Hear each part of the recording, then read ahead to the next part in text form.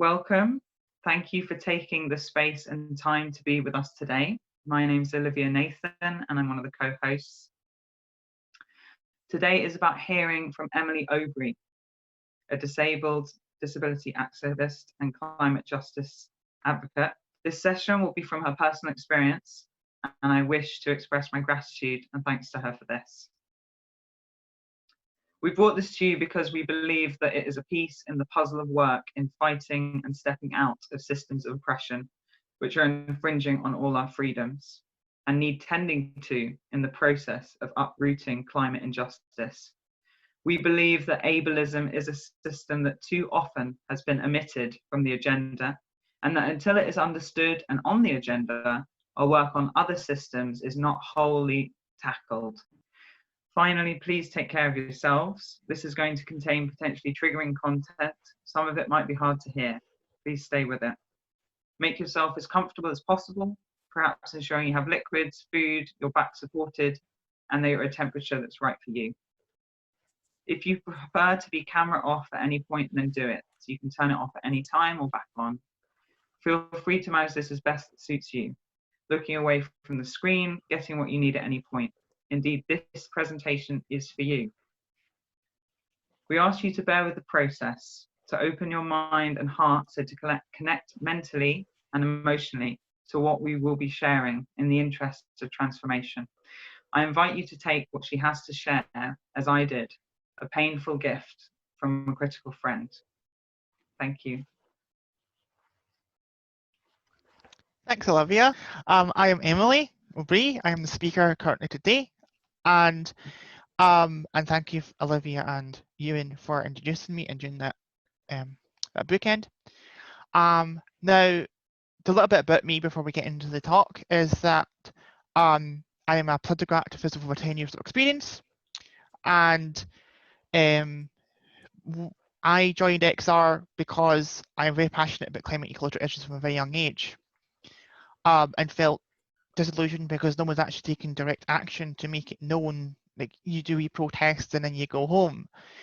And the sad problem was that when I got in, there was a lot of rhetoric about accepting everyone, every part of everyone, but when my needs were starting to get known in both my local and the national community of XR, I began to see there was issues with supporting my particular needs and other disabled people. I began to kind of go investigating with that inside of XR.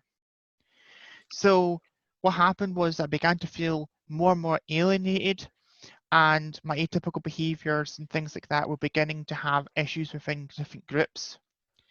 So for me personally, there's been other incidents, both locally and nationally, within XR Scotland and XR UK, Zoom meetings, people's assemblies, where I began to realise that it was missing. When we talk about social justice, there was a major part missing. They didn't understand it. There was no understanding about disability as a political thing, or how to deal with disabled people, or myself at all. And that scared me and outraged me, and that's what spurred us to make this talk, because I felt it was needed to inform and kind of have a really difficult conversation about this topic and save my own labour without going on to it on a personal to person level.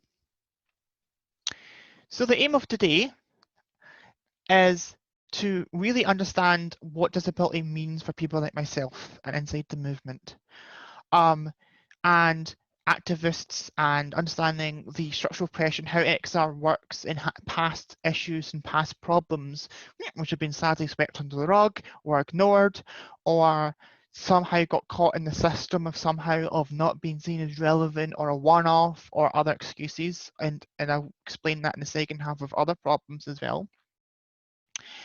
To be connected to this issue. Now, what I mean by that is to have empathy and compassion, understanding of where some people like myself maybe get angry or traumatized and have in a reaction to structures, systems, behaviors, ways of doing things in XR and the green movement. And it's not an attack. There needs to be, this is part of me to have a discussion on the deeper issues that can occur inside these kind of systems, and to basically have these conversations and hard growth personally and structurally for transformation of a society for change. Also hope that you will gain knowledge of case studies around disability discrimination, both outside of society and how we're viewed in society in the first half, which I'll go into soon, and also the wider green movement, which I've talked about in the second half. Also, I hope that it'll make you think about disability in a more articulate and more joined up way, rather than, oh, we don't deal with disability, let disabled people deal with it, that disabled charities and organisations deal with it, and have a joined up thinking. And there's going to be a kind of controversial stuff at the end of how we're going to do it, because this one isn't about solutions as such, it's seeing the problems to then people to get mobilised to then deal with the problems. To develop, to think about laughing and having a joke and having like kind of wee bit slight dark sense of humor, because like I saw in the beginning here, I got a better sense of humor because in this kind of way, it's kind of like a niche quote. If you look in the darkness looks into you, and you've got to way to kind of abate those demons and abate them, or else you know, otherwise there's going to be big major issues. And people go, oh, Emily, you're insane. Well, technically I'm certifiable, but that doesn't really matter. That's a bit of a running joke with me and Olivia. And so this is what I'm going to be doing today, is hopefully having these aims met today and not be so serious that we end up like going, eh. So we can't talk about disability unless we define our terms. What is disabled people? Just like when we class someone's race or gender or sexuality, we kind of define what actually are we actually talking about. So when we talk about disability, we often talk about disability as a personal problem, but that isn't really that's really the issue that I'm talking about, is that there's no understanding of what's the legal definition. Like people think there was a legal definition and working definition of a disabled person. If you're talking about in law or in disability rights or in every conversation in structures in society as we know it. So the definition I'll be using moving forward would be is both the UN and the UK definition. So basically, the person with disabilities is someone that, which is this is the UK definition, including those who have long-term physical, mental, intellectual, or sensory impairments, such as people that are deaf, hence the interpreters, people with mental health issues or mental distress, if you prefer, people with MS, Tourette's, autism, and physical disabilities as well, or impairments rather, of, you know, people that are cerebral palsy and the rest. But it talks about the impairment interacting their life as an individual, and it doesn't talk about environmental barriers like UN definition. UN definition talks about the interaction of those impairments to the person and how they affect the person, but also how they affect both the attitudes and access to institutions, shops, and services and other things in daily life, and how those two things interact. We need to ask the question of what do we know about disability?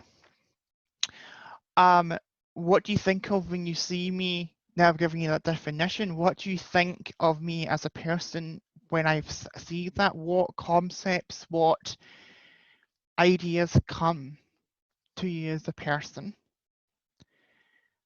And think about maybe the language you've maybe internally or heard from other people talking about disability, the medicalisation, how they're broken, how they suffer, how they deal with it, okay? And how you may feel uncomfortable. And there's other questions. How many disabled people do you know personally? How many famous people can you name, excluding Stephen Hawking? Because everyone knows Stephen Hawking, even your cat knows Stephen Hawking.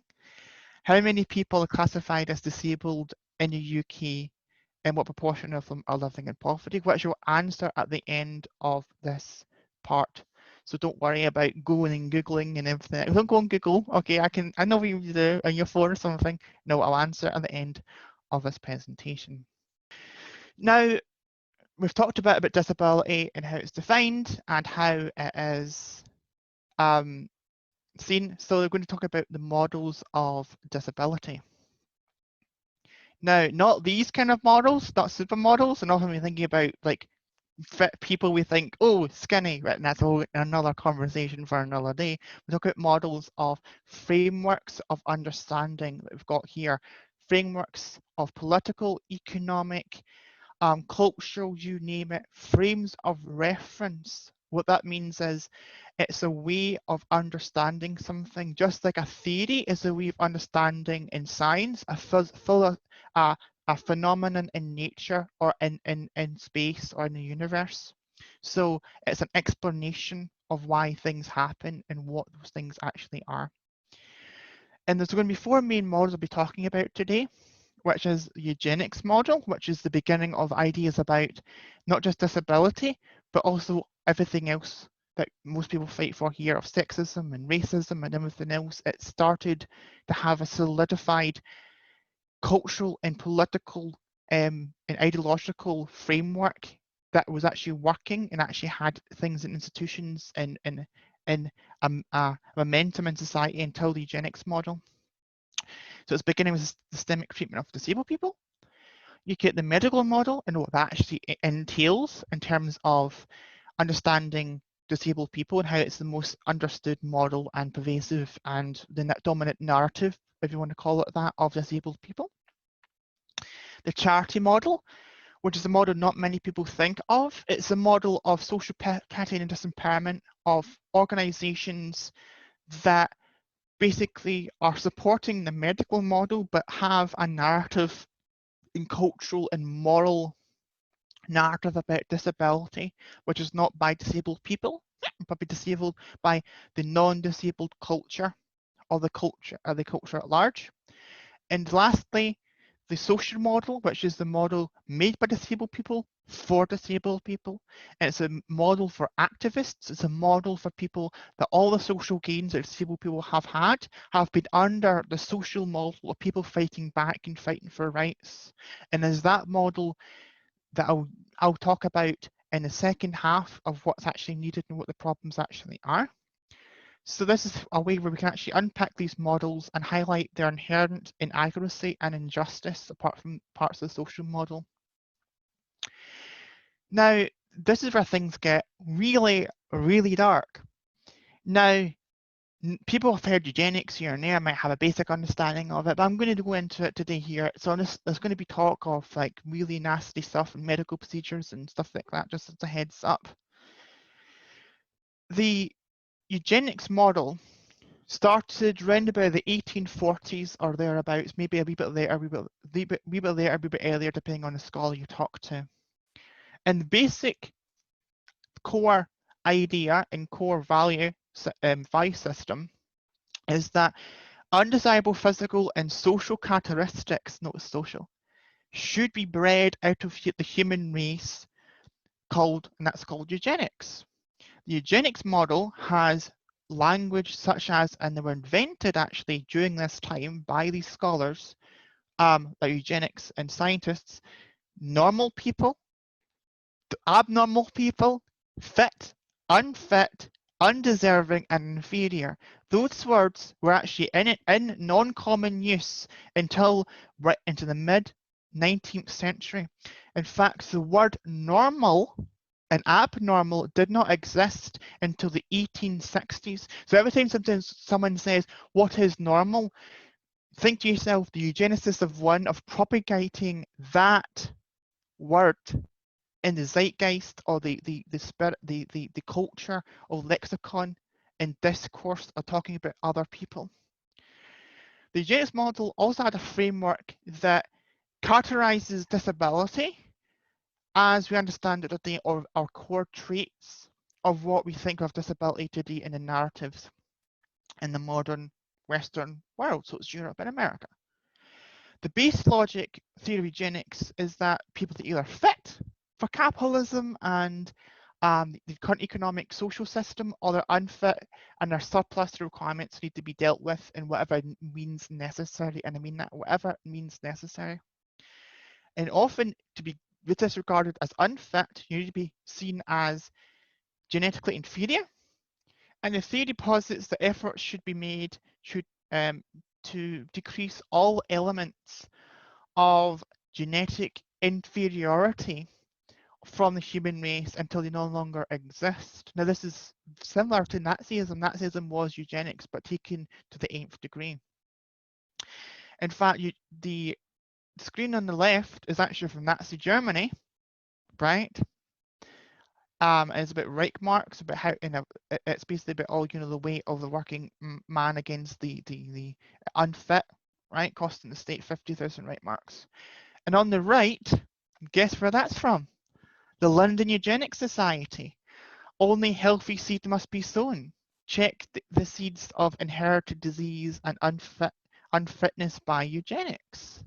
It was seen as purifying the race. It was doing your civic duty. Sadly, a lot of that ended up in sterilization of people of color, people that are disabled. There was the Mental Deficiency Act, and if you want to read more, Ewan will have source notes. I'm just having a very brief summarization of these, and further reading if you want to, of people would take me off the streets of the 1913 Mental Deficiency Act and lock me up indefinitely. So I would go, maybe someone that myself, someone deaf or something, an example from our deaf audience today, or hard of hearing, you might go and someone see you sign, report you, and then you'd be in an asylum. Your family wouldn't know where you've been, gone off the streets. It was only repealed in the 1950s. Euthanasia, which means a good death. Cases of even recent cases, it's still a thing, or unjust birth. In fact, there's a recent case in Britain in February of this year where the Conservative government said that any disabled person that's non-fatal can be aborted up to birth. Non-fatal disabilities aborted, no questions asked. If that's not just like wiping somebody out of the face of the planet, I don't know what else. An unjust birth of them being born, that's like Nazi-esque as hell. And the idea that some people are just, it's nature, the doctrine says that babies should die because, well, there's not enough to go around and it's nature's way, and this kind of social Darwinian idea of like there's not enough to go around, just fuck them, let them die, let them suffer. And another part of that no one really wants to talk about, or it's hushed and it's only now beginning to come out in the 75th anniversary, is people in the death camps. People had restrictive marriages in Germany, but also in Europe. People, in fact, it was actually annulled if they acquired disability or seemed to be disabled. That was a huge problem after the First World War. And the Black Triangle and everything else is actually people like me were in the first people to die in Nazi Germany. Actual testing of the Holocaust and everything else was done on disabled people and then moved on to other people. Yes, they had camps and labour camps if you're communist or socialist or a unionist, but that was more to break your spirit to then convert. It was your political ideology that's a problem, not you as a person, as your race or gender or disability, what have you. It was your ideology. This was different. This is, you are a burden to society, you need to be destroyed. Next slide, please. Now, many people think, oh, maybe we're past this. Sorry, that's a Black Triangle t-shirt. Sorry about that. This is the medical model. And the medical model, people think, oh, well, all that stuff's behind us. We don't have stuff like this. Well, no, the medical model is a more politically correct version of eugenics model and how it approaches things and couches things in a narrative. The medical model still sees disabled people as a medical issue rather than a moral or social issue that needs to be destroyed. It's slightly, the rhetoric is clamped down, but it still sees people as a medical issue, walking medical issue, or a non-walking medical issue rather, to normalise people to be socially and politically acceptable standard of normal. It's a process, such as hysteria, where it was a sexist medical diagnosis for women for not adhering to social expectations, getting married, having kids, doing the housework, all the rest of it. Homosexuality being seen as a mental disorder, but it was medicalized as a way to try to normalize them to be straight. Be straight is being healthy and being okay, even though there's no evidence of that being so. The fact is that medicalization and the medical establishment is a for-profit establishment, and treatments and everything else are there to actually go after people and say you're deviant, you need to move on. There's an excellent book on that about how the definition of normal shrunk and shrunk and shrunk, so that basically more and more people have catched into being abnormal or needing therapy or needing treatment. In other words, it's still a political, economic value system of disability and what disability is and who polices it and gatekeeps who is disabled and who is not based on physical or neurological capacity.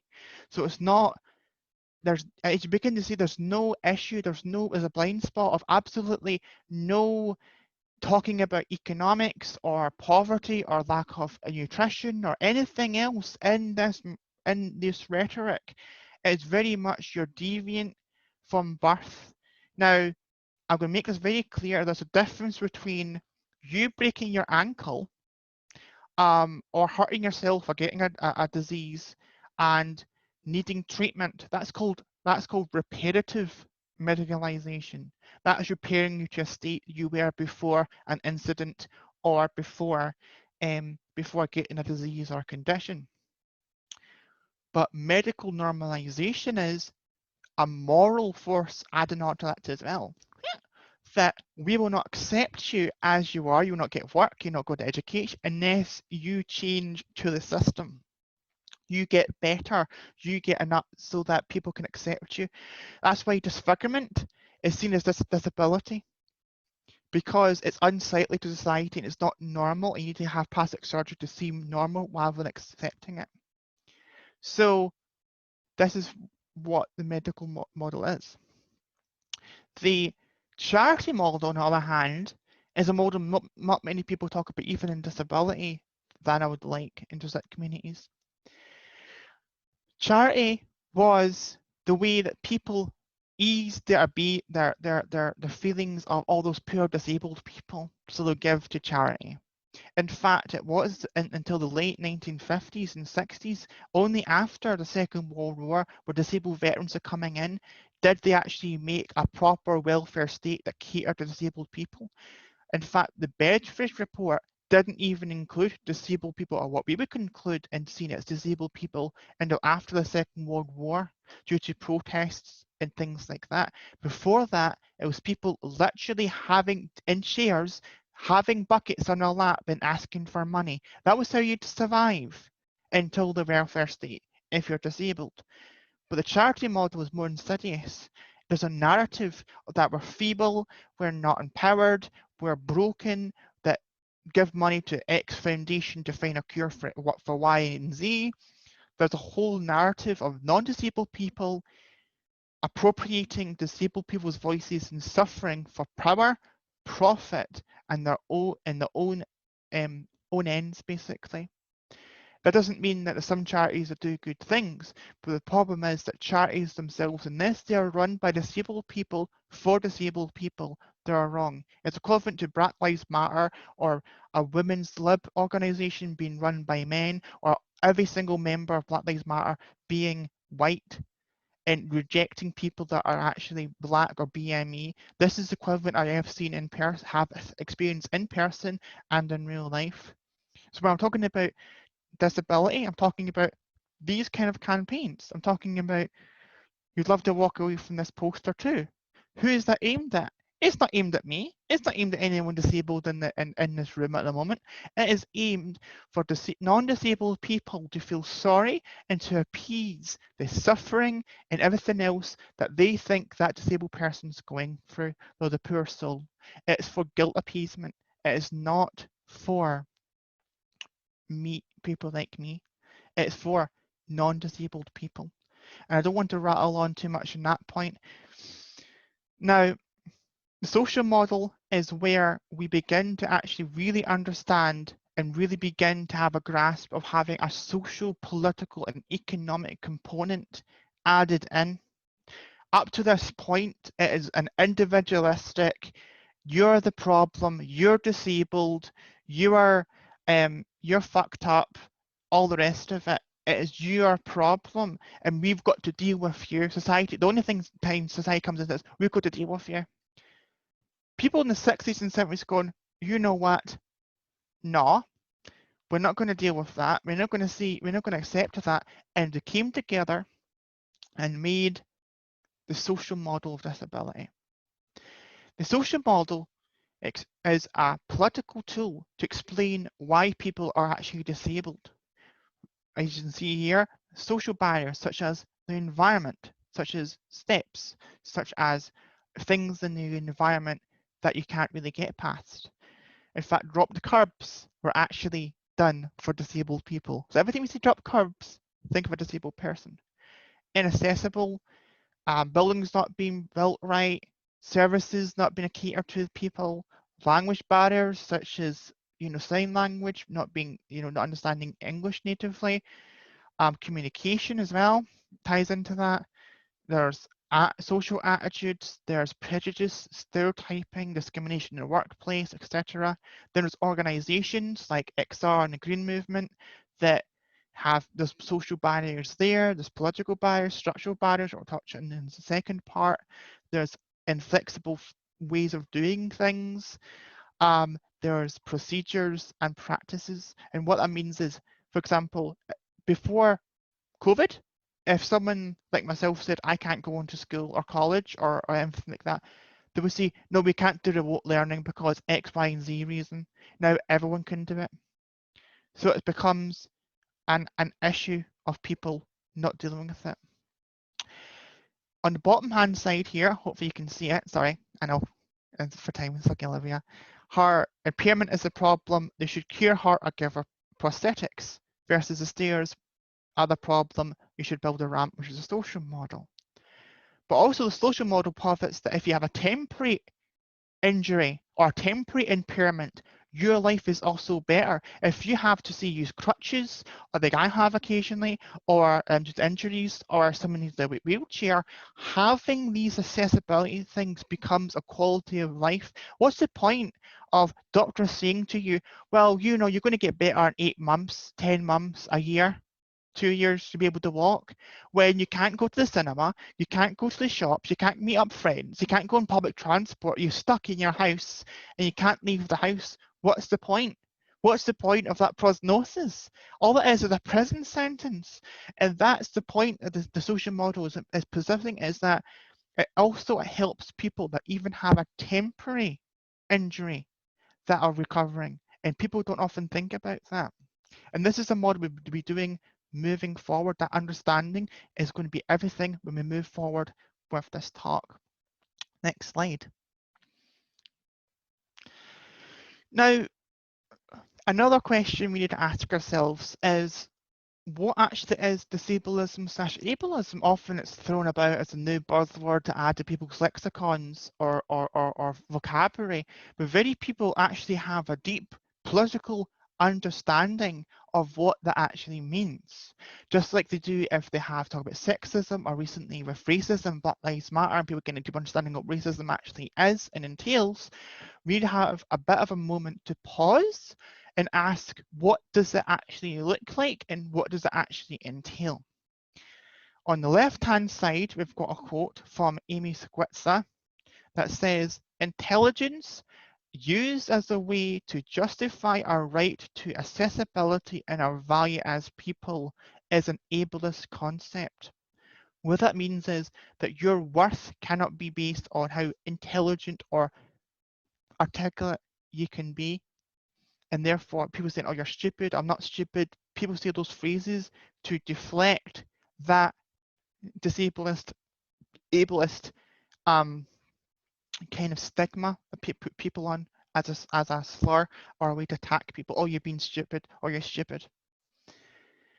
On the right-hand side here, which is one of the best definitions I've actually seen, I'll expand on it, is that ableism or disablism, whichever you prefer, potato, is a system that places value on people's bodies and minds based on the socially constructed ideas of normalcy, intelligence, and excellence. These constructed ideas of normalcy, which we discussed in eugenics, intelligence, and excellence are deeply rooted in anti-blackness, eugenics, and capitalism.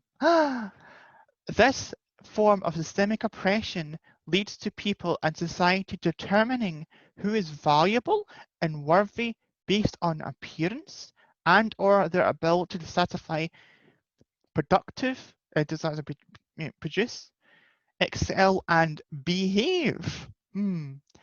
You do not have to be disabled to experience ableism.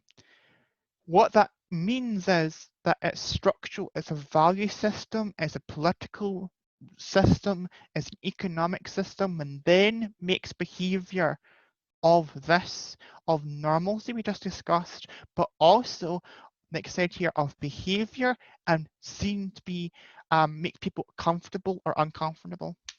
What does that mean? It means the disableism is about making people conform, or they get the stick, get the carrot or the stick. And what that will means in terms of everyone experiences ableism or might don't need to be disabled to experience ableism, I will do at the end of the second talk. So just hold that and park that. When we talk about narratives, we don't think that disabled people, that there are many narratives of disabled people. Well, there's a few, but they're all basically making us into products. I am not your fucking inspiration, is what my good friend said to me at one day, as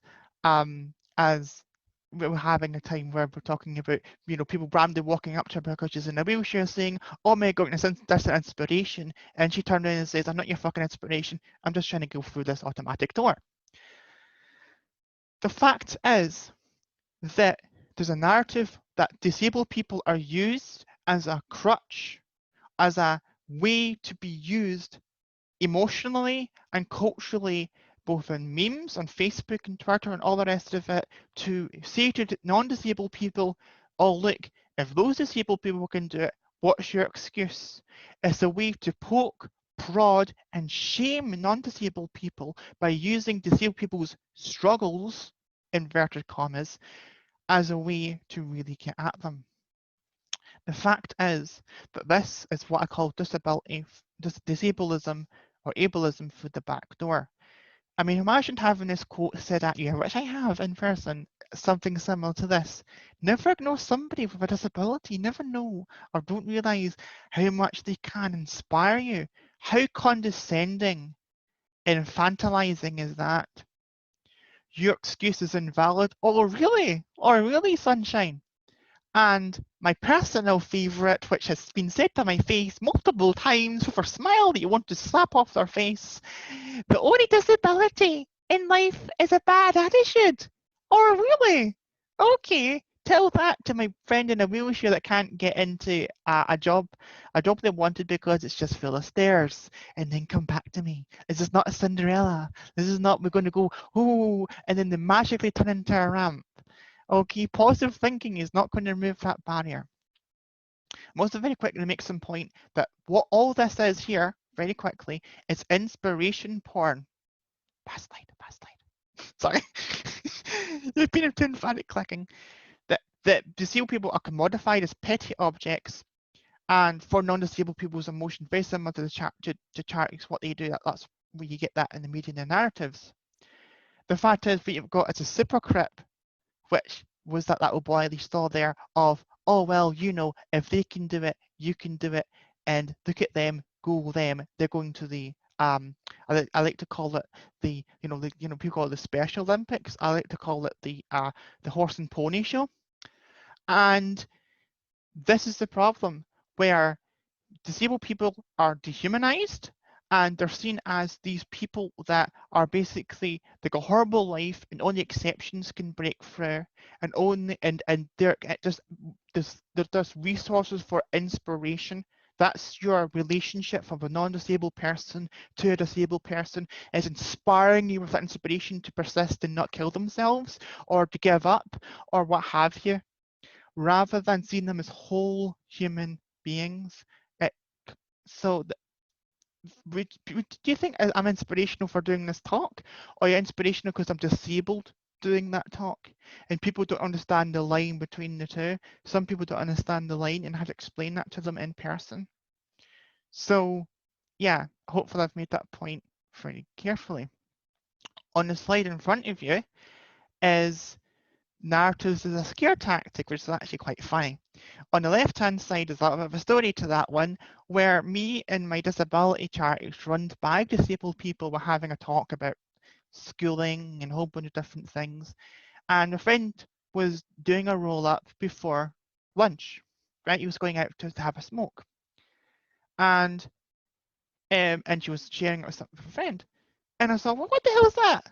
And I took a picture of it and laughing at the irony of us talking about attitudes and issues and barriers in this workshop we're doing, and having someone having a packet where someone's like, oh, don't smoke because you'll have a bad life. And you see her limp in a hospital just staring into space like, oh my God, my life is ruined. I shouldn't have had that last packet of 20 packets of cigarettes.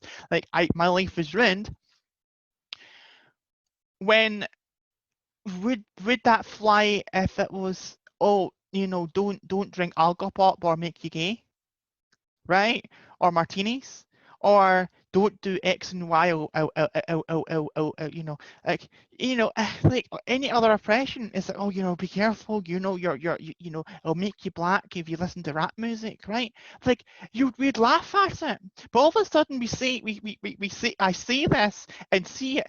Like, I laugh at it as a disabled person. People, oh yeah, well, you're smoking, and people defend it. It's like, oh yes, like, yeah, that's a serious thing and a warning and a packet. I'm like, are you serious, guys? Are you serious right now? Right? Like, it's silly, right? Me and my friends being used as scare tactics is the worst thing that can happen to you. I fate worse than death. And on the right, you've got, think of the consequences. Think of drink driving. Now, how would you feel as being used? It's not. I'm going to make the point of, there's a difference between saying, yeah, you'll hurt somebody or possibly kill somebody if you do X, Y, or Z. So the difference between that and being very direct and very neutral, being using it as a shaming and blaming mechanism. That if you do X, you'll make someone disabled and you've ruined someone's life because of that, because they're disabled and disabled people have got bad quality of life. So you've ruined someone's life, rather than going, well, if you drive, don't drive because you kill or maim somebody, and being very neutral, not having an added value judgment, that judgment on people going, oh, how dare you, you're going to make someone disabled or ill, and using us as a emotional tool to beat over the head somebody, which is what's been done here, and is a line between both, and I want to make that very clear, right? Next slide, please.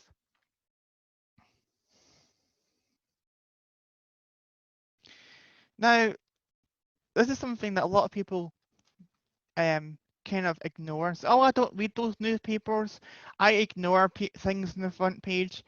Yeah, but these are the same people that got affected for Brexit and a whole bunch of other shit. Okay, so it may or not affect you or people in this room, but there's a huge swath of people, tens of thousands, hundreds of thousands, or more of people that get influenced by this rhetoric and these front pages and these kind of things. So I need to kind of make that here. I'm not saying that you would think this, but maybe you might think parts of that.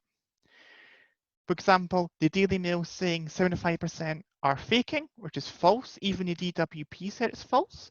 And we've actually got a report by the Guardian which reports the DWP, as the Department for Work and Pensions, own statistics, which is more closer to 0.5 to 0.3%, right?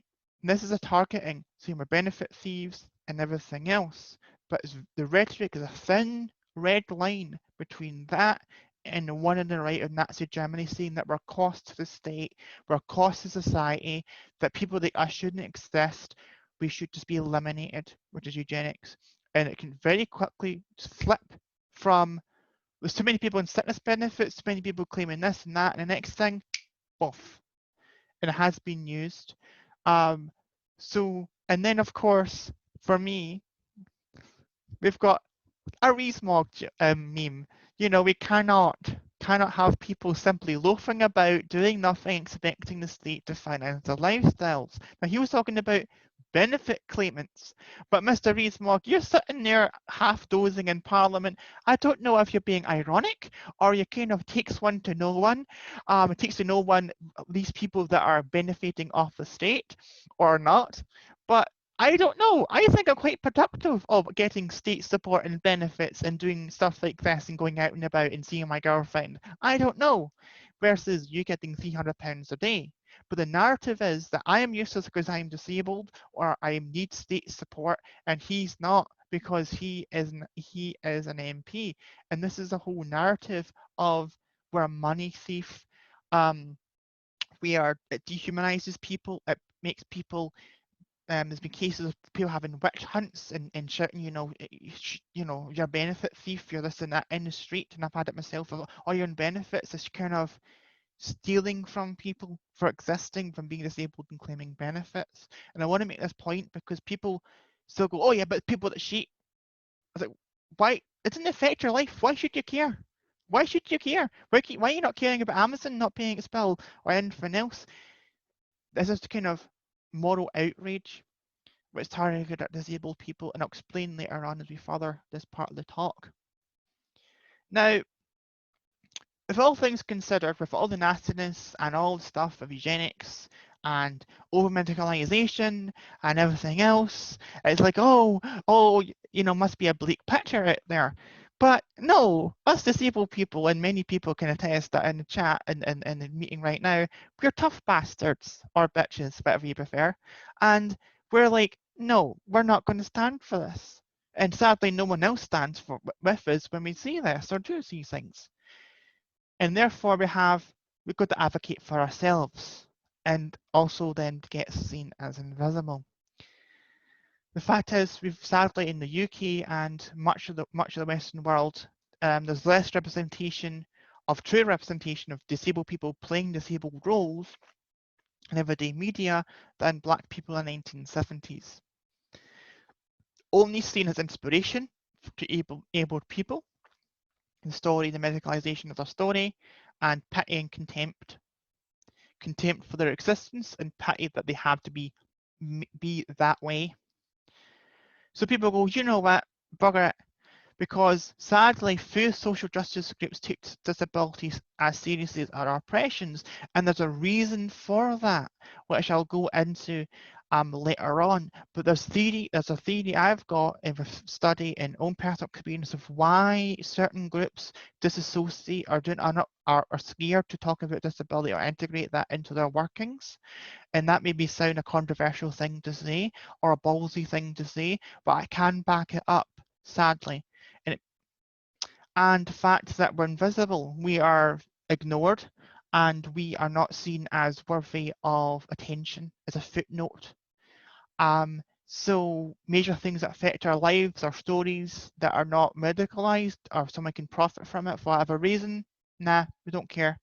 But charity's not chugging a bucket or a medical expert or team or some biomedical company is getting something out of it for some new drug or something, we don't really hear about it. So what happened? Well, we organized. We started doing protests and we started to demand rights, responsibilities, because no one will give it to us. If you want understanding of this, because I can only very briefly for time talk about this, there's an excellent documentary on Netflix right now called Crip Camp. And we've got it in our source notes, but we will, you don't mind typing it in into the chat so that people can look that up. And that goes into the history of the disability movement in America, which inspired the disability movement in the UK. And it's a whole history of the civil rights movement for disabled people. And that goes into more detail than I can sadly here. But hopefully this will give you a taster so you want at some point go and digest that. Next. Now, this is where we've got a bit of a problem. With everything I've just discussed of eugenics, of the medical model, charities, bias, all the uphill struggles, the general environment and hostile environment for I would say at least 200 years, but intensified in recent decades with the Tories and a wee bit of Labour, we need to understand that it's made an environment where when COVID-19 came along, it was just a storm.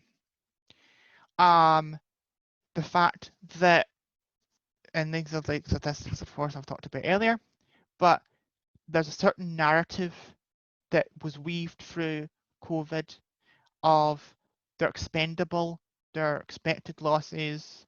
They went from vulnerable people, it went from underlying conditions to vulnerable people, and they're raised. The fact is that the Office of National Statistics recently put out numbers that said that about over 2/3 actually of all the deaths that are currently confirmed for COVID-19 are people that are disabled, not disabled and elderly, like over 75, disabled between the ages of 9 and 65 who had a physical impairment or other impairments that would make them die directly, as in from COVID, or due to neglect due to responses to COVID, like starving to death or discrimination, getting services, or even denied treatment.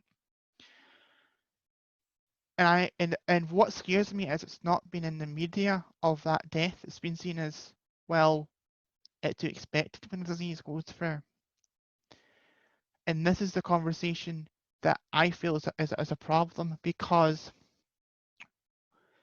this is a microcosm of society. I'm just very quickly going to say that 84% of disabilities are acquired, and there have been new studies coming out that people that get COVID-19 often have neurological conditions, lung conditions, and the rest of it. And yet there's not been a discussion yet of how people will cope if they catch it and have to deal with the medical system, have to deal with everything I discussed. And this is the point I'm trying to make, is that disability is not something out there. Anyone can be disabled, and therefore it's in my interest and everyone's interest, either by aging or by getting a condition like COVID-19, to make things accessible. And also, when already in the UK, 1 in 6 people have some kind of condition classed under the Equality Act, which makes them actually have an impairment and even being eligible for benefits. In the UK, that is over 12 million people. That's over almost the population of London, and yet the whole society is ignoring them. Imagine ignoring London forevermore, London and a wee bit of Manchester. And this is the point I'm trying to make. And this point would become more clear as we go on the second slide in terms it relates to environmental movement. And we've got some self-reflection questions. The last time we ran this session, we did breakout rooms so that people could be seen and heard. But this time we'd like you just to reflect for yourself if you've got the headspace, otherwise take them away with you. So whether you identify as disabled or not, I'm thinking about how the background that Emily's given kind of is influencing your thinking. Think about an honest, ugly thought that you've had as a result of your negative conditioning around disability. How do you think differently about disability and disabled people compared to how you relate to other marginalised or oppressed groups and issues? And how would you feel if you were to become disabled in a way that you're currently not identified as being disabled tomorrow from COVID-19 or anything else? We're not going to be asking you for the answers for these questions. It purely is personal reflection to see if your meta mind can kind of key into what are you thinking.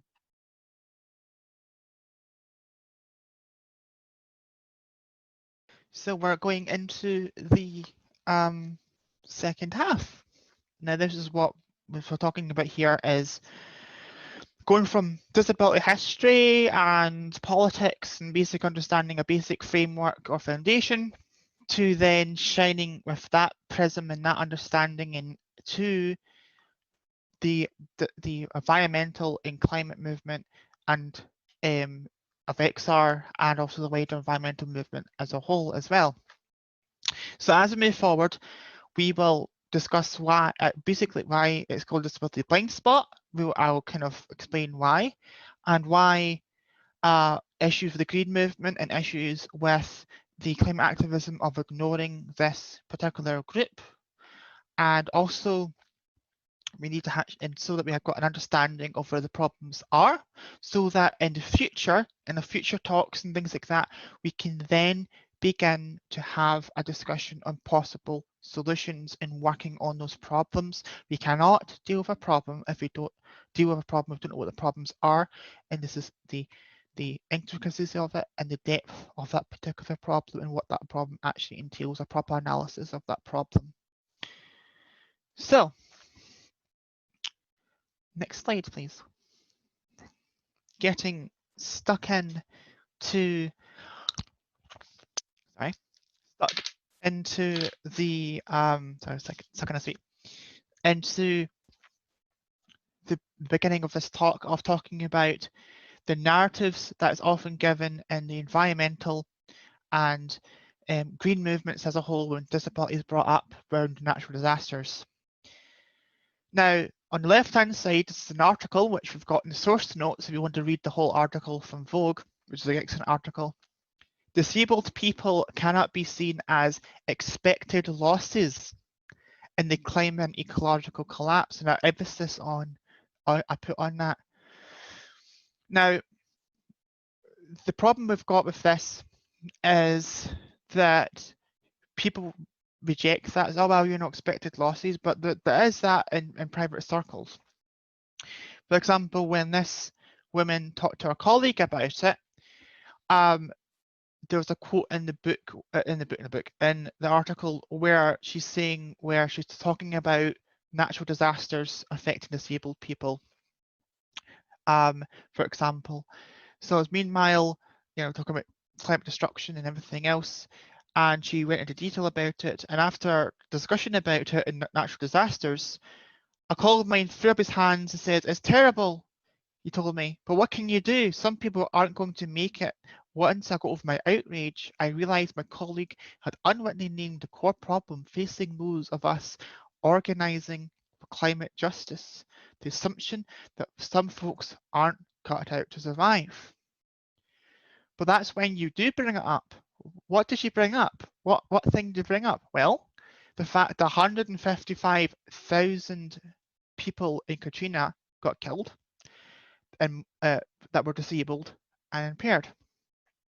And the fact is that, from the quote from the article, is that we were vulnerable to ignorance and lack of care more than our impairments, like we talked about earlier, as this kind of inertia.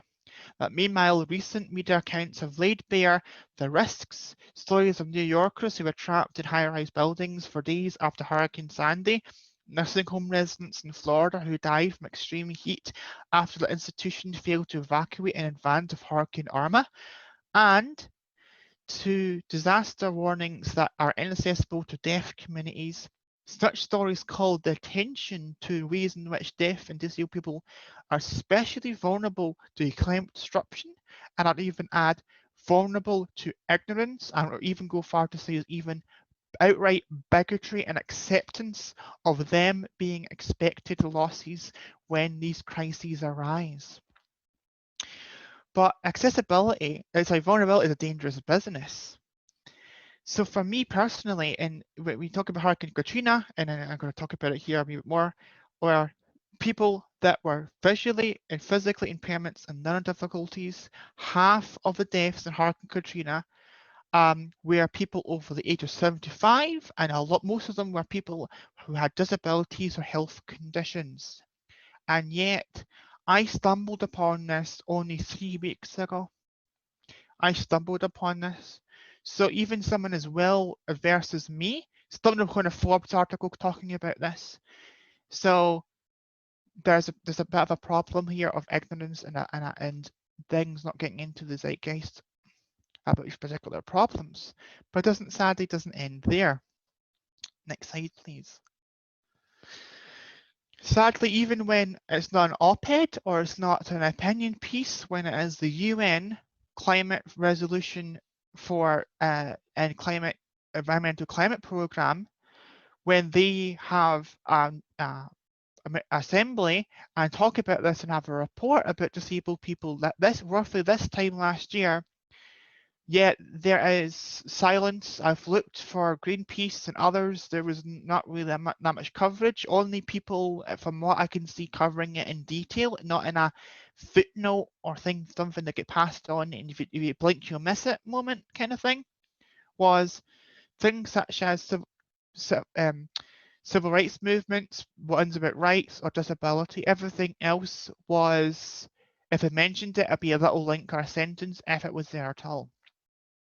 But let's go into it. Let's go into what the UN actually said. The UN, not an op-ed, not an opinion piece, not something on The Guardian, an actual national degree and national report on disability, a world first on disability and how disability affects people during climate and what needs to be done, right?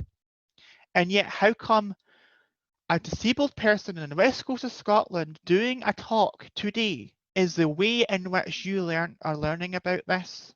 That's the question. Understand this. So, according to the environmental program, the actual program and the report, disabled people are disproportionately disadvantaged by climate change. They highlighted 3 issues and outcomes that could be devastating to disabled people, which I briefly discussed in the last slide. Disabled populations will most likely have limited access to knowledge, resources and services to expectedly respond to environmental change. We're seeing this with COVID-19, of things that have been accessible, clear guidance, etc. So it's already got a mirror of a crisis happening in the UK already, as an example where we can actually take examples from. Number 2, compromised health makes disabled people more vulnerable to extreme climate events, ecosystem climate service loss, or infectious diseases. And the 3rd one, those with disabilities are more likely to have difficulties during required evacuations or migrations. In other words, in the United Nations survey of disabled people and organisations to build the report, and we've got links to the report in the source notes, the full PDF, but this is just a highlight. A high proportion of disabled people were found to be either injured or die during natural disasters. This was due to lack of consultation with disabled people and governments and the lack of necessary measures to support and protect them. Okay, only 20% of respondents to the survey said they could evacuate immediately, and only 6% said they could evacuate at all. This presents a rather dire picture for how disabled people will be impacted by climate change over the coming decades. You don't say.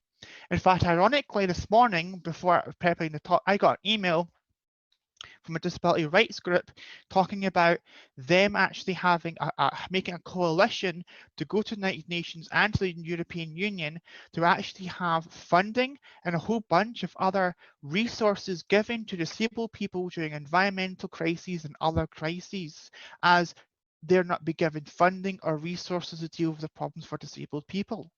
And that was an email I got today. So this is not something that's just in the past. This is ongoing. And I want to make this very, very, very clear, is that I am outraged that I am often the ones to bring these things up due to the ignorance. And it needs to have a question of not just who, but why is this not told to people? and I've got my theories onto why it's not told to people, and why is that, as I go into the next part of this talk. But you might have your own theories, you might have your own thoughts about that. So, next slide, thank you.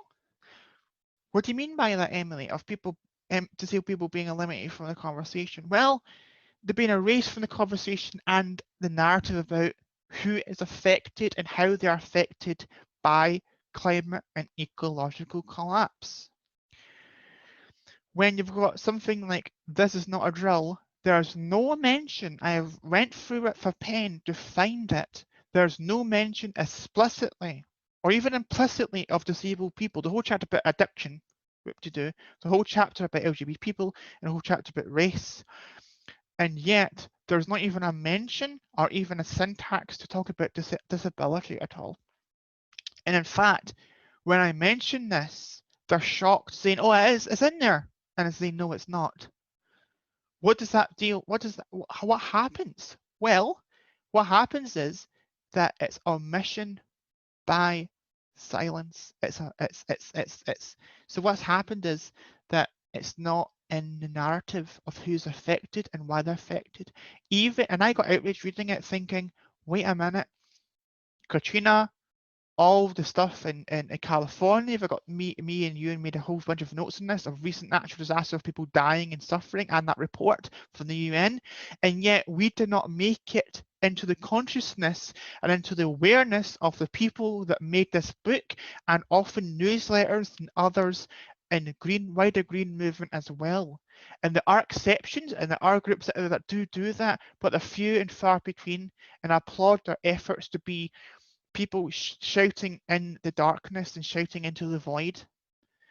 But the fact is, it's a symptom of disability, not seen as an oppressed group, but seen as a medical problem or a problem of expertise, rather than something that's actually got a political depth and political movements and understanding and analysis behind it by decades of disabled people like myself.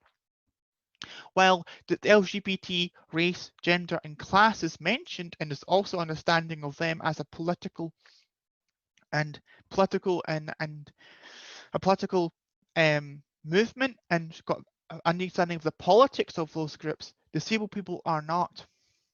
The fact is that when you raise or completely disregard a whole group of people, you're sending a message that when people talk about it, like myself, when they go to these books and go to the other sources, they go, well, if it's that bad, it would be mentioned. And therefore, I am shut down, and others like me have been shut down. I've got evidence of this. And also, it begins to question prioritization and the issue of them either not knowing or not wanting to know about those particular issues, and whichever of those two seems to be. The fact is that I am disappointed, and when it's upset and crying reading the book and other sources, realizing that I am completely ignored, and when I bring it up, there's incredulity, and that is a problem that needs to be fixed. As part of a wider problem, which I'll go into. Next slide, please. The problem we've got is there's not just erasure from the conversation, as in you're not there in newsletters, you're not there in books or anything else about people affected by climate change. There's the insidious sharp end of discrimination within the climate and ecological movement, I'm afraid to say. And in fact, ironically, this is always the bit where I'm always hesitant, because this is where shit gets real. Now, on the left-hand side here, you have an example of something called eco-ableism. Eco-ableism is a way where ecological policies and ideas and attitudes directly or indirectly attack disabled people. What does that mean? It means that they have policies and things which are directly discriminating or indirectly discriminating against disabled people. Okay, it's very similar to eco-fascism, where it's authoritarian but using ecology as an excuse to then clamp down on people. And so how is this relevant, you might ask? Well, when asthma is targeted, as a carbon footprint of using your inhaler, you're blaming someone for using a product that might save their life. You're shaming them to say, well, it's as bad as eating meat. That was on the BBC, by the way. And what does that say? It says that, and you say, oh, well, try to go, and people rationalize our doctrine, right? They go like, well, they should try to get green. It's like, what, greener inhalers? I say, why should someone that's got an impairment, often, not always, but often statistically shown in cities and towns with highest pollution, have the highest rates of asthma due to particulate matter from fossil fuel burning? There needs to be a question of why we're going after people that are actually more often than not victims of the climate and ecological crisis, not persecutors, not people that are doing it, our oppressors that are actually doing it. Where's the talk about the NHS and inefficiencies and waste? Where's the talk about the big multinationals that make these drugs? Where's the discussion about other big emitters? Why is it's targeting someone that is disabled or be conceived as disabled? Now, this is where it gets hard for people to swallow. On the left-hand side, we have the revolving doors, but there's an issue here that you might not spot immediately if you actually begin to kind of think about it for a minute, which is that something which was once seen as a quality of life addition has now been victim to, well, if you need to use it, then you're wasting energy, use revolving doors. The problem you've got here is actually threefold. One, because it's got a disability plaque on it, people then police who is or is not allowed to use the electric door. They've got to go from something that's universalism, as in universal, you use it, I'm not going to ask why you're using it, to, well, you're wasting energy, you're contributing to CO2 and waste if you use this door, if you don't have to, inverted commas. In other words, you've got to prove why you got to use that door. Second, it's shaming. It's shaming people into going, well, you shouldn't use this door if it makes your life easier because, well, save energy, save the planet, use a revolving door. And thirdly, it's the problem of why is this seen as a mechanism of solving climate change? Why is these small individualistic bullshit really of some company or some administration or someone higher up going, you know what, we're going to slap a thing on it of people should actually use that, and then we're going to go a merry way. It's cheap, it's jail-free card, and it's also really a form of oppression, of embedding it into it and go into discussion about climate and ecological crisis. And on the right-hand side, you have sadly an example where convenience for the majority is seen as actually necessity and freedom for a minority. In other words, there's people that may have arthritis, may have a whole bunch of conditions where their hands cannot peel an orange. That may sound a bit weird to you. Why get someone else? Well, if you have to get someone else to peel an orange, then how long would you be until you actually eat oranges from then on? So it's about independence. It's about being able to eat that independently. But the narrative was that it's wasteful because most people did not actually need that. It's actually even quoted here in the Twitter post that this is actually from. In other words, people see it as not necessary when For some people, it is necessary, where convenience for one person is accessibility for another person. That accessibility is seen as an acceptable cost to the majority of getting weaned off this convenience that makes waste. And there's no discussion, or very little discussion in my experience, in my viewing, of this issue in a nuanced way. There's a status quo, and anything that begins to question or undermine a status quo is viciously attacked. It's protective status quo rather than having a real conversation about these products and others like it in a balanced and less emotional way. Next slide, please.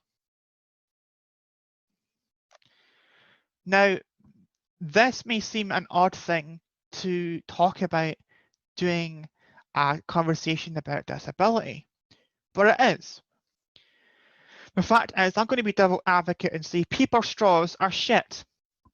They are. I'm also going to say that the whole straw ban issue is an issue when disabled people talk about it, we get shut down, we get harassed online and off, we get policed for asking for a plastic straw, and other issues of policing who is and isn't allowed a plastic straw to go out. This is another example of where a convenience for everyone else and a necessity for a minority, the majority goes, we're going to ban it and fuck the minority. It's a status quo obsession of performative environmentalism rather than real environmentalism, of saying, having a balanced view of saying, yes, we need less straws, but who needs them, and have a universal access to them without begging and pleading and showing you need the straw. What do you mean by that anyway, you might say? Well, I have friends that need this to live. They've got issues, and because it's sterile, you use it once and throw it away. There's not bacterial infection. There's not, because of a plastic straw, there's not risk of breakages if it's a glass straw, a wooden straw, etc., and impaling and injury. In other words, to remove straws and have a complete ban without discussion of the nuance of that issue is actually active eco-ableism and discrimination against disabled people. I have friends who have tens of thousands of straws waiting for the European and in British straw ban because he cannot go out unless he's got those straws, and once those straws are gone, he needs to think about what his options actually are. And you think of being hyperbolic or blowing things out of proportion or have a bone to pick or an axe to grind? No. When people in Canada objected and said there should be special concessions and there should be discussion of how to affect disabled people and people in hospitals, they took the advice and then dumped it. It was not taken into, and we've got that in my source notes. And there's people in hospital dying due to infections and other issues due to lack of straws because the straw ban came first. The performative environmentalism came first. It's about privilege of you not needing it overriding the unprivileged of needing it to survive. And it's mob rule in its worst form. Next slide, please. This is the tail end, the extreme end of the wedge of where it leads. This is not an isolated issue. People make comments about, oh, well, it's an isolated case of one person. No. There's cases of injury and death throughout Europe and America of metal straws, plastic straws, and others with people with medical conditions because they physiologically either or financially cannot afford to get other straws. My friend had to get a special plastic straw for him. So that was £80. Who can afford £80 to afford to eat and drink like everyone else? Right? Who can afford that out of pocket? And it gets lost and stolen in import taxes. But this is the issue where a woman, and we've got this in the source notes if you want to read the full article, but it's apologetic, going, oh, the poor woman, she had a medical condition, she would faint, she wasn't able to get a plastic straw and was forced to use a metal straw. The metal straw went through her eye, killed her instantly when she fainted. In the way it's talked about in the media like this. There's two sides. There's people that want to get disabled voices and have a nuanced debate and actually debunk the status quo and this performative environmentalism. And then there's the ones on the other side that are defending it as an unfortunate accident and using their bigotry and bias against disabled people is seen as a nuisance of environmental progress, of progress going forward. And the issue I've got is that when I ring this up, it's such an emotional issue, an emotionally invested issue. We can't have a calm, collected discussion of why these are issues and why we can all work together to both reduce waste and have people's needs met that are disabled without accidents and death and maiming of disabled people like this woman here. The fact is that and this is the problem I've got, and I'm sorry to kind of drill this in, but I felt that it's necessary to make it clear that I'm not out to attack people that are straw banning. I'm out against people that are making a narrative that no one is hurt when straw bans are happening. No one is affected by the straw ban. It's a useless utensil, and it can easily be banned without any complications, and then entrenching that particular point of view. That is what I'm against. Next slide, please. Oh, sorry, you're on the slide already. Thanks, Olivia. Now, we come to quite an intense and an emotional thing, both for me and others that deal with this particular issue, which is police violence. Now, a lot of us may know in this group, I'm sure many people here are very politically conscious and things like that, may know about police violence for minorities such as BMA people, immigrants, asylum seekers, etc. But sadly, a lot of that knowledge about how disabled people are treated by the police and when protesting and their rights getting trampled is sadly being missed. And I don't blame you. I don't shut you down. Don't shut you down. I don't, shame you or blame you or anything else. But I feel that it's my responsibility to show you this so that in future protests can be more reasonable and protected. The fact is, when I brought things like this up, real cases of this is done in Manchester during the anti-fracking protests, and we also have that in the notes if you want to have further reading in other cases in the UK of police discrimination, such as the DWP, sending that information off to and the police, and then getting your benefits cut into financial issues, and they got physically abused and coming to that, and they were actually targeted, and this was in 2017, and had to have an entire investigation by the Greater Manchester Police dealt with it. The fact is that when I brought this up around about this time last year of police liaison in Scotland, sadly, because of time restraints and things like that, I couldn't get in. But the problem was when I raised it, people thought I was doing whataboutism, as in my particular agenda getting injected into the wider discussion rather than having real valid concerns based on evidence and based on actual real experience, both personally with friends that have been to protests such as from Disabled People Against Cuts and other disabled activists who have actually experienced this discrimination or actually even say bigotry and suppression by the police. In other words, if you're disabled in the UK, you have no right to protest. In other words, with the DWP, the police brutality and everything else, you have no legal right to protest in the UK without ramifications or threat of ramifications. This is where things get kind of interesting. This explains, in my view, why when I talk about this in supposed, justice and solidarity spaces, social justice spaces, and the rest of it, when you talk about intersectionality, there's an issue where that intersection is the focus, which is a good focus. For example, like myself being lesbian and a disabled person and other parts of my personhood, but it does not begin to assess the wider social political structures and the root or the origin of these oppressions and of these mindsets. And that may be a whole bowl to say that actually ableism appears in both my scholarly work and in my work of having other oppressions attached to me is the core, or rather the root, the origin point in eugenics thinking of the oppression today. In other words, making me the low of the low in the hierarchy of who is valuable and who is not. In other words, I believe that all oppressions in the modern era have a root in ableism and othering those in power to gain more by oppressing and taking. What do I mean by that?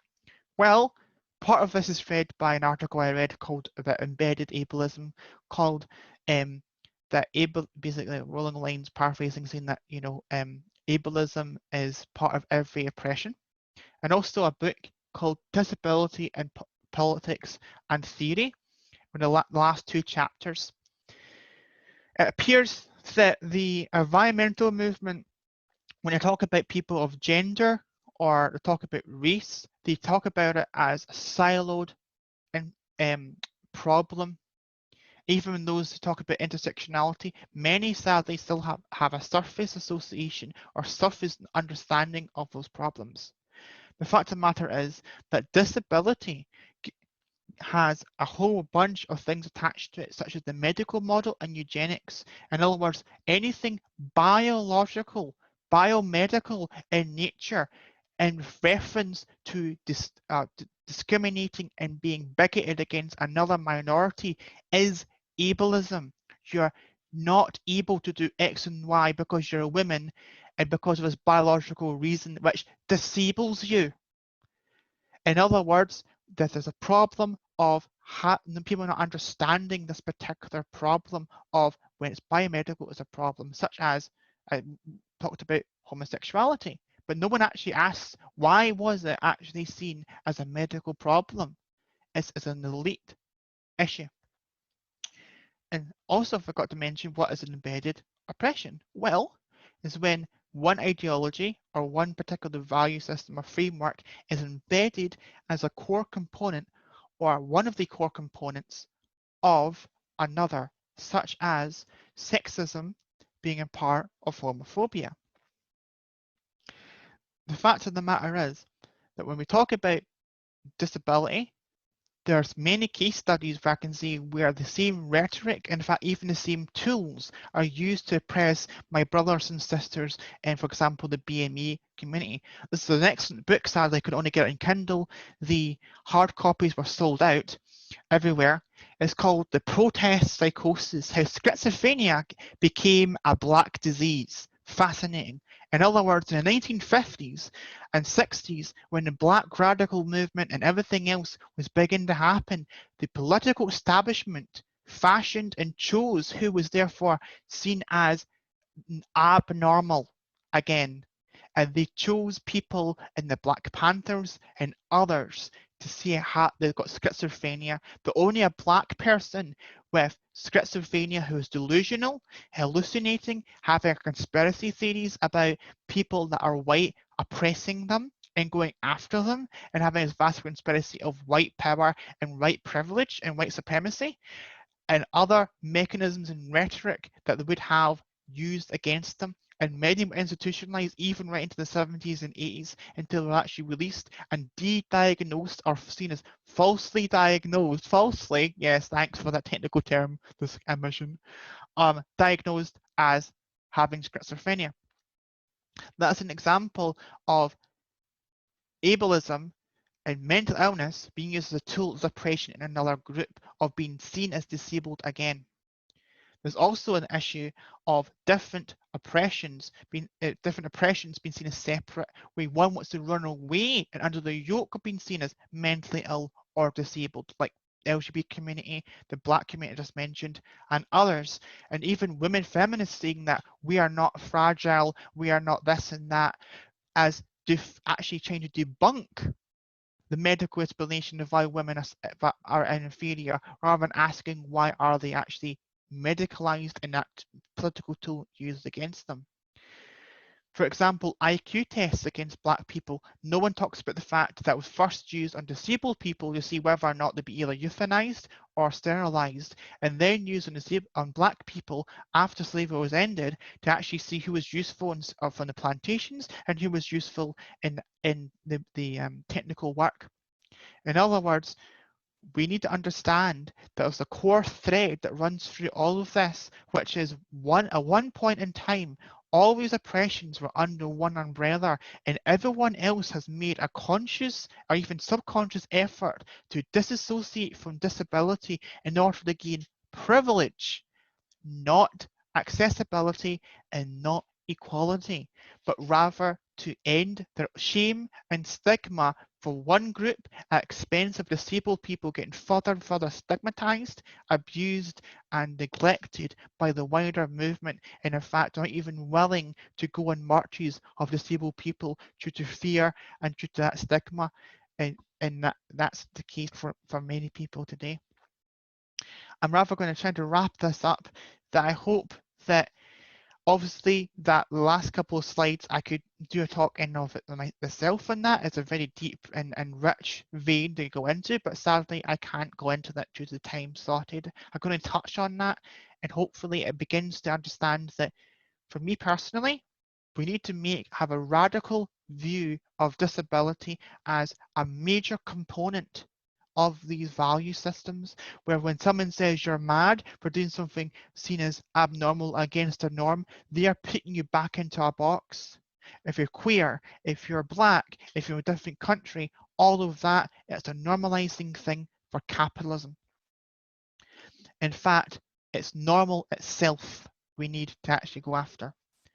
And basically for me, I hope that the issue of seeing disabled people throughout history in the inertia and the value systems in society, and how the environmental movement has absorbed this uncritically until now, with hopefully my talks and other disabled people rising up and saying that if we're really serious about intersectionality, it should not actually be a bigger shock of me talking about oppressions genuinely, both ideologically, culturally, and historically being linked and having a history together, and only recently being pulled under by activism in order to gain privilege I just mentioned.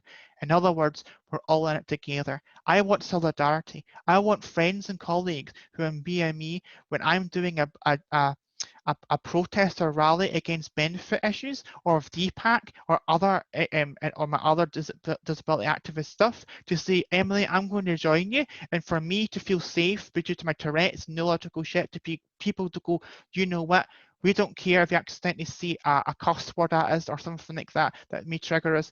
We're going to defend your right to be here and to have solidarity and not pick and choose due to extreme respectability politics.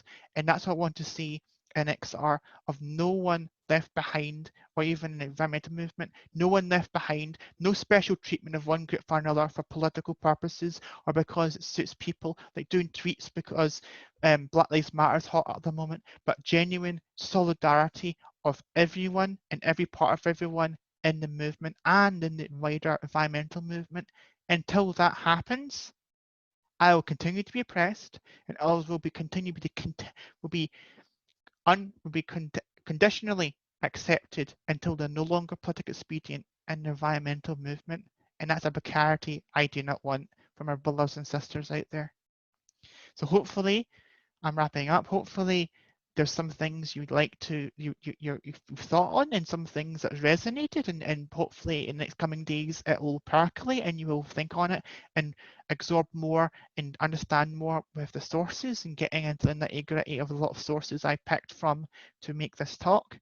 And we will now go to Olivia for the Q&As for anyone that wants any clarification, or anyone that wants to ask any questions or anything of that nature. But I will point out very quickly that anything that's related to expanding on it, for the sake of time, I will reference you sadly to the sources where you can read more and have a more broader understanding of those particular topics, as I feel that others that won't, if there's a very specific point I'd rather get to. It's not because I don't think that question is valid, just that there's sources that go right into in depth of what I'm saying today. So thank you, and I'm going to put over to Olivia.